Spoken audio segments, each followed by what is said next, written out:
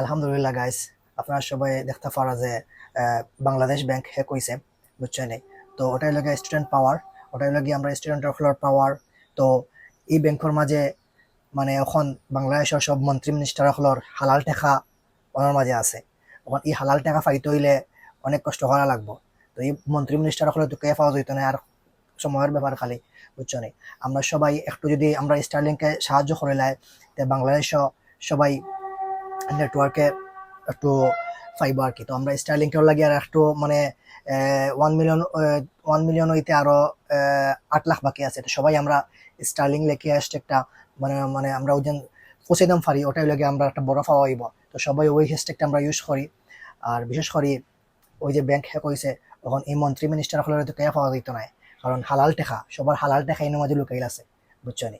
তো বুঝলা তো?